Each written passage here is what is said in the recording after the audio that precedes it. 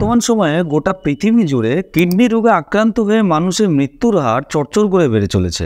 আর ভারতবর্ষে জনসংখ্যা যেটা মোট আছে তার প্রায় 10% রোগী এই কিডনি রোগে আক্রান্ত।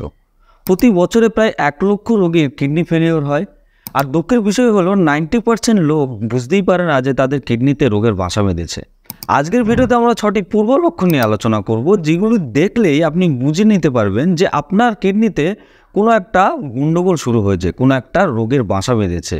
আর এই লক্ষণগুলি দেখে যদি আপনি সঠিকভাবে স্টেপ নিতে শুরু করেন, তাহলে আপনার কিডনিকে সারিয়ে তুলতে পারবেন খুব দ্রুত গতিতে।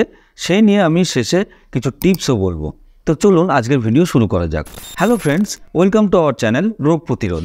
আমরা সাধারণত এটাই জানি যে কিডনি আমাদের শরীরে কোমরের দুই পাশে অবস্থিত দুটি অর্গান, যারা কী করে আমাদের দেহ থেকে রক্তকে পরিশ্রুত করে এবং রক্তের মধ্যে থেকে অতিরিক্ত পরিমাণে যে আবর্জনা সেগুলোকে আমাদের দেহের বাইরে প্রস্রাবের মাধ্যমে বের করে দেয়। কিন্তু অনেকেই এটা জানে না যে আমাদের দেহের ব্লাড প্রেশারকে নিয়ন্ত্রণ করতে এই কিডনির কী ভূমিকা, আমাদের দেহের রক্ত তৈরির পিছনে এই কিডনির কী ভূমিকা, আমাদের দেহে যে মিনারেলগুলি আছে যেরকম সোডিয়াম, পটাশিয়াম, ক্যালসিয়াম, ম্যাগনেসিয়াম, এগুলির ব্যালেন্স মেনটেন করতে এই কিডনির কী ভূমিকা রয়েছে।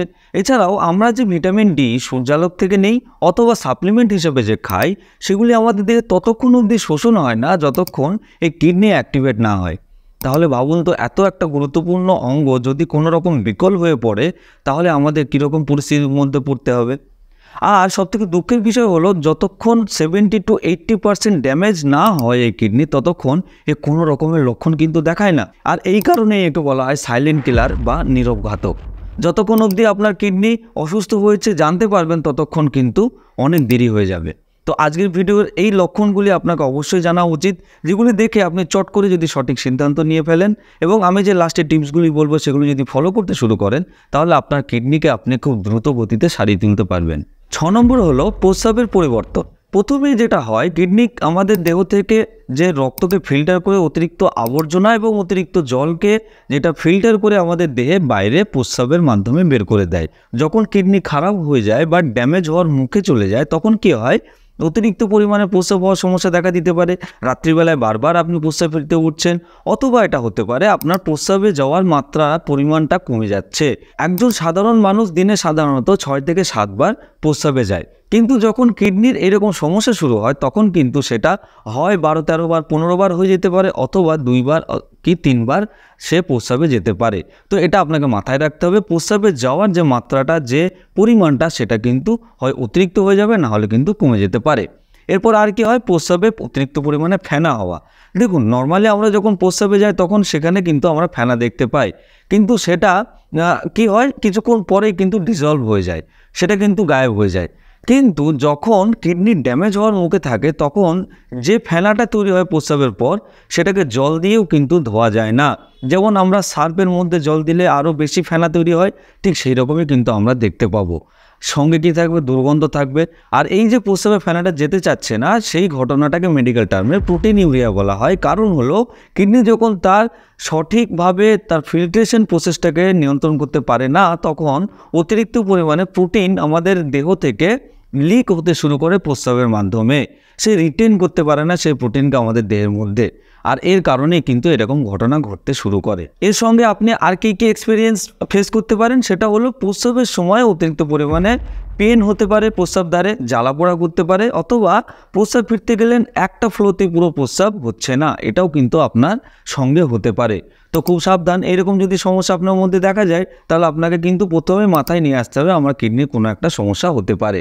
5 নম্বর হলো, আমাদের দেহে বিভিন্ন জায়গায় ইডিমা তৈরি হয়। ইডিমাটা কি, আমাদের দেহে যখন চামড়ার নিচে, ত্বকের নিচে ফ্লুইডের অ্যাকুমুলেশন হয় বা যেখানে লিকুইড জমা হয়ে সেখানে পাফি একটা সোয়েলিং দেখা যায়, এই ঘটনাটাকে কিন্তু ইডিমা বলা হয়। আমাদের নর্মাল কিডনি কী করে, দেহ থেকে অতিরিক্ত পরিমাণে যে খনিজ পদার্থ আছে যেরকম সোডিয়াম, ক্যালসিয়াম, পটাশিয়াম, ম্যাগনেসিয়াম, এই জিনিসগুলিকে ব্যালেন্স করতে মেনটেন করে, যতটা দরকার ততটা শোষণ করে নেয়, আর যতটা দরকার নয় অতিরিক্তগুলিকে আমাদের প্রস্রাবের মাধ্যমে দেহের বাইরে বের করে দেয়, এটাই আমরা জানি। কিন্তু কিডনি যখন খারাপ হতে শুরু করে, তখন কি হয়, এই সোডিয়াম ঠিকঠাকভাবে আমাদের দেহের বাইরে বেরোতে পারে না। অতিরিক্ত পরিমাণে আমাদের রক্তেই কিন্তু থেকে যেতে শুরু করে। আর সোডিয়ামের কাজ কি জানেন? সোডিয়াম হলো, যেমন আপনাকে একটু উদাহরণ দিই, লবণ যদি আপনি বর্ষাকালে বাইরে টেবিলে একটা বাটিতে রেখে দেন, তাহলে দেখবেন সেটাতে জল জমা হয়ে যাচ্ছে আস্তে আস্তে। তার মানে সোডিয়ামের ধর্মই হলো জলকে রিটেন করা, শোষণ করা। তো একই রকমভাবে আমাদের দেহের মধ্যেও এই অতিরিক্ত পরিমাণে যে সোডিয়ামগুলো জমা হতে শুরু করে, তারা জলকে ধারণ করতে শুরু করে। আর গ্র্যাভিটেশন ফোর্সের কারণে কি হয়, আমাদের দেহের নিচের অংশগুলি, যেমন আমাদের পায়ের গোড়ালির কাছে ফুলে যেতে শুরু করে, যেটাকে পিটেড ইডিমাও বলা হয়। এছাড়াও আমাদের কিছু কিছু ক্ষেত্রে দেখা যায় মুখে, চেহারা, চোখের নিচে এইরকম জায়গায় পাফি সোয়েলিং দেখা দিচ্ছে। সকালবেলায় ঘুম থেকে উঠলেন, এখানে দেখলেন একটা লম্বা ফুলে গেছে, মোটা হয়ে গেছে ব্যাগের মতো। তো এইরকম ঘটনা যখন ঘটবে, আপনাকে কিন্তু প্রথমে মাথায় নিয়ে আসতে হবে যে আমার এইরকম কিডনির সমস্যা হতে পারে। 4 নম্বর হলো কোমরে ব্যথা। কিডনি যখন নর্মাল থাকে তখন তার মধ্যে থেকে আমাদের দেহের রক্তকে পরিশ্রুত করে যে অতিরিক্ত পরিমাণে ওয়েস্টেজ মেটেরিয়ালগুলি আছে, এছাড়াও যে অতিরিক্ত পরিমাণে খনিজ পদার্থগুলি সঞ্চয় হওয়ার সম্ভাবনা ছিল, সেগুলো কিন্তু হয় না। ঠিকঠাক আমাদের বডি মেনটেন থাকে। কিন্তু যখন কিডনিতে কোনো রকমের ক্যালসিয়ামের ডিপোজিশন হয়, অথবা যদি কোনো অক্সালেট পাথরের যদি কোনো রকমের অ্যাকুমুলেশন হয়, সেখানে পাথর সৃষ্টি হওয়ার সম্ভাবনা দেখা দেয়, অথবা যদি কিডনির কোনো রকমের সমস্যা শুরু হয়, তাহলে আমাদের কোমরে কিন্তু ব্যথা শুরু হতে পারে।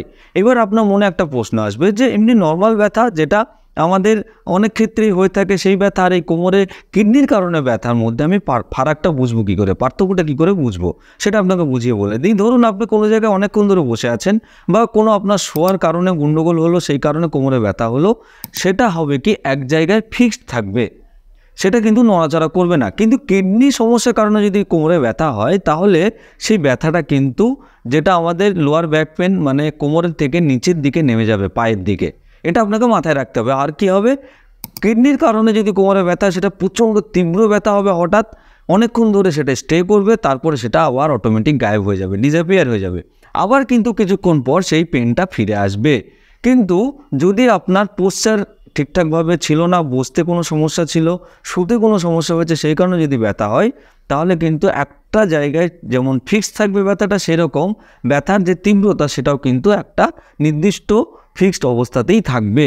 এটা আপনাকে মাথায় রাখতে হবে। এছাড়াও কি হয়, কিডনির যদি কোনো রকমের সমস্যার কারণে ব্যথা হওয়া শুরু হয়, তাহলে যে কোনো একদিকেও কিন্তু হতে পারে। এমন নয় যে সবসময় দুই দিকেই আমাদের কোমরে ব্যথা হতে পারে। কখনো আমাদের দেখা যাবে ডান দিকে ব্যথা হচ্ছে, কখনো দেখা যাবে আমাদের বাঁ দিকে কোমরে ব্যথা হচ্ছে। তো এই পার্থক্যটা আপনাকে বুঝতে হবে। এবার ব্যথার যখন আমি কথা বলছি, তখন আরেকটা জিনিস আপনাকে সাবধান করে দিই, ব্যথা হলেই আপনি নিজে নিজে কিন্তু কোনো রকমের অ্যান্টিবায়োটিক বা পেন কিলার খাবেন না, কারণ আপনি আপনার অজান্তে কিডনির উপরে অত্যাচার করবেন। তার কারণ বর্তমান স্টাডিজ বলছে, অতিরিক্ত পরিমাণে অ্যান্টিবায়োটিক বা পেন কিলার খেলে কিডনির উপরে অতিরিক্ত প্রেশার পড়ে। তার কারণ হলো, যে ওষুধগুলো আমরা খাই, যে মেডিসিনগুলো আমরা নিই, তার ভিতরে যে কম্পাউন্ডগুলি থাকে রক্তর মধ্যে, সেটা মিশে যায়, আর এই রক্তকে ফিল্টার করে কিন্তু কিডনি। তো যদি পরিমাণটা অতিরিক্ত হয়ে যায়, তাহলে কিডনির উপরেই কিন্তু ঘুরিয়ে ফিরিয়ে প্রেশারটা বেড়ে যায়, আর কিডনি কিন্তু ক্ষতিগ্রস্তের মুখে খুব তাড়াতাড়ি পড়ে যায়। তো হুটহাট করে কোনো রকমের অ্যান্টিবায়োটিক খাওয়া নয় বা পেন কিলার খাওয়া নয়। আপনার যদি এরকম ব্যথা হয়, অবশ্যই আপনার মাথায় রাখা উচিত যে আপনার কিডনিতে কোনো রকমের সমস্যা হয়েছে। তার জন্য নির্দিষ্ট পরিমাণের যে ডায়াগনোসিস প্রসেস আছে, সেগুলির মাধ্যমে আপনাকে যেতে হবে, বা ডাক্তারবাবুর সঙ্গে পরামর্শ অবশ্যই আপনাকে নিতে হবে, তবেই পেন কিলার বা অ্যান্টিবায়োটিক খাওয়া শুরু করতে হবে। 3 নম্বর হলো ক্লান্তি। এই ক্লান্তি ব্যাপারটার সঙ্গে কিডনি খারাপের কী সম্পর্ক? বর্তমান যে মেডিকেল স্টাডি, সেটা কি বলছে, কিডনি যদি ড্যামেজ হতে শুরু করে, তাহলে আমাদের রেগুলার যে ওয়ার্ক, যেরকম হাঁটা, সিঁড়ি দিয়ে ওঠা, সিঁড়ি দিয়ে নামা, নর্মালে বাথরুমে গিয়ে স্নান করতে যাওয়া, এই যে দৈনন্দিন জীবনের কাজকামগুলি আছে, এগুলিও করতে পারবেন না, এতটা পরিমাণে ক্লান্ত আপনি হয়ে যাবেন। তার কারণ কি জানেন? এই কিডনি থেকে একটা হরমোন বার হয়, এই হরমোনটার নাম হলো এরিথ্রোপয়েটিন। আর এই হরমোনটা কি করে? আমাদের দেহে আরবিসিকে তৈরি করতে সাহায্য করে। মেন হলো আমাদের দেহের রক্তকে প্রোডাকশনের পিছনে এই মেন ভূমিকা পালন করে এই হরমোন এরিথ্রোপয়েটিন। যখন কিডনি ঠিকঠাকভাবে কাজ করতে পারে না, তখন ঠিকঠাকভাবে এরিথ্রোপয়েটিনও আমাদের দেহ থেকে নিষ্কাশিত হয় না বা সিক্রেট হয় না। আর এর কারণে কি হয়? ঠিকঠাকভাবে আরবিসি তৈরি হয় না। আর রেড ব্লাড কর্পাসেল বা লোহিত রক্তকণিকার মধ্যে যে হিমোগ্লোবিন থাকে, আমরা যেটা জানি, এই হিমোগ্লোবিনই প্রধান ভূমিকা পালন করে আমাদের ফুসফুস থেকে, আমাদের বাইরে থেকে নেওয়া অক্সিজেনকে ধরে নিয়ে বহন করে নিয়ে যায় এবং কোষের মধ্যে মধ্যে সাপ্লাই করা। এই কাজটাই কিন্তু হিমোগ্লোবিনের কাজ। তো যখন রক্ত আমাদের দেহে কম তৈরি হবে তখন হিমোগ্লোবিনের পরিমাণও কমে যাবে, যেটা অ্যানিমিক একটা কন্ডিশন তৈরি হবে। আর তখন কী হবে, আমাদের দেহে যখন ঠিকঠাক অক্সিজেনের সাপ্লাই হবে না তখন আমরা খুব তাড়াতাড়ি ক্লান্ত হয়ে পড়ব, যে কোনো সময় আমরা একদম টায়ার্ড হয়ে যাব। এবং এমনও হবে ইভেন আপনি একটু সিঁড়ি দিয়ে উঠতে গেলে আপনার শর্টনেস অফ ব্রিথ বা শ্বাসকষ্টের মতো সমস্যাও কিন্তু দেখা দিতে পারে। তো আপনাকে মাথায় রাখতে হবে যে ক্লান্তির ব্যাপারটা যদি আপনার মধ্যে দেখা যায় বা আপনি ফেস করছেন এরকম সমস্যা, তাহলে প্রথমে আপনাকে মাথায় নিয়ে আসতে হবে যে আমার অ্যানিমিয়ার একটা ব্যাপার আছে, অ্যানিমিক হয়েছে কি না আমি। আর একটা দ্বিতীয় হলো যে কিডনির কোনো সমস্যাও কিন্তু আমার হতে পারে। এবারে 2 নম্বর হলো আমাদের দেহে চুলকানির মতো একটা সমস্যা কিন্তু দেখা দিতে পারে। আমি আগেই বলেছি কিডনি আমাদের দেহ থেকে যত রকমের আবর্জনা আছে, ওয়েস্টেজ মেটেরিয়াল আছে, সেগুলিকে রক্ত থেকে ফিল্টার করে প্রস্রাবের মাধ্যমে দেহের বাইরে বের করে। এটাই আমরা জানি। বিভিন্ন খনিজ পদার্থ যেরকম ক্যালসিয়াম, ফসফরাস, এইগুলির কথা আমি বলেছি। এছাড়াও যেরকম কিছু যে মিনারেল আছে বা আমি যদি ইউরিক অ্যাসিডের কথা বলি সেটাও কিন্তু এর মধ্যেই পড়ে যায়। ইউরিক অ্যাসিড যদি ঠিকঠাকভাবে আমাদের দেহ থেকে বাইরে না বের হতে পারে, অতিরিক্ত পরিমাণে যদি জমা হতে শুরু করে, তাহলে কী হবে, আমাদের দেহের ত্বকের নিচের যে অ্যাডিপোস টিস্যু আছে এই টিস্যুর উপরে কিন্তু এই ক্যালসিয়াম, ফসফরাস বা এই যে আমি ইউরিক অ্যাসিডের কথা বলছি এগুলি জমা হতে শুরু করবে। আর এর ফলেই কী হবে, আমাদের দেহের বিভিন্ন জায়গায় পিঠে, মুখে, হাতে, পায়ে বিভিন্ন রকমের র্যাশ, একদম লাল লাল র্যাশ দেখা দেবে। আপনি হয়তো ভাববেন আপনার কোনো স্কিন ডিজিজ হয়েছে, কিন্তু আপনি একটা তথ্য বললে অবাক হবেন যে আমাদের ভারতবর্ষের 10% লোক এই কিডনি রোগে আক্রান্ত, এবং 1 লক্ষেরও বেশি মানুষের যে কিডনি ফেলিওর হয় তার মধ্যে 10% কিডনি ড্যামেজকে ডায়াগনোসিস করতে হেল্প করে স্কিন ডক্টররা বা ডার্মাটোলজিস্টরা। তারাই কিন্তু এটা ডায়াগনোস করে ফেলেন যে কিডনির কোনো সমস্যা আছে। তো এটা কিন্তু একদম ইগনোর করা যাবে না যে চুলকানির যে সমস্যা হয়েছে আমার দেহে সেটা অন্য কারণে, কোনো ছোঁয়াচে কারণে হয়েছে। এটাও হতে পারে আপনার সেটা কিডনি খারাপ হওয়ার কারণে কিন্তু হয়েছে। এটা একদম মাথা থেকে বের করলে চলবে না। এইবার প্রথম যে পয়েন্টটা আমি বলবো সেটা এই কিডনি খারাপের লক্ষণ আমি বলবো না, অনেকটা কী হয় এরা একে অপরের পরিপূরক। যদি ডায়াবেটিস বা হাইপারটেনশন বা যদি অতিরিক্ত উচ্চ রক্তচাপ আমাদের দেহে থাকে তাহলে কিডনি কিন্তু সেই রকমভাবে রেসপন্স করতে পারে না।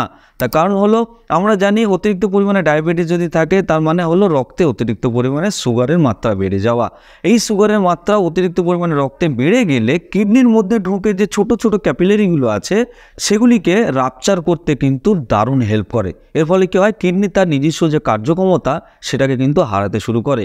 এছাড়াও আর একটা কি পয়েন্ট, কিডনির উপরে দুই দিকে গ্ল্যান্ড থাকে যেটাকে বলা হয় অ্যাড্রেনাল গ্ল্যান্ড। এই অ্যাড্রেনাল গ্ল্যান্ডের কর্টেক্স থেকে অ্যালডোস্টেরন নামক একটা হরমোন সিক্রেট হয়, যে হরমোনটি আমাদের দেহের উচ্চ রক্তচাপকে নিয়ন্ত্রণ করতে সাধারণত প্রধান ভূমিকা পালন করে।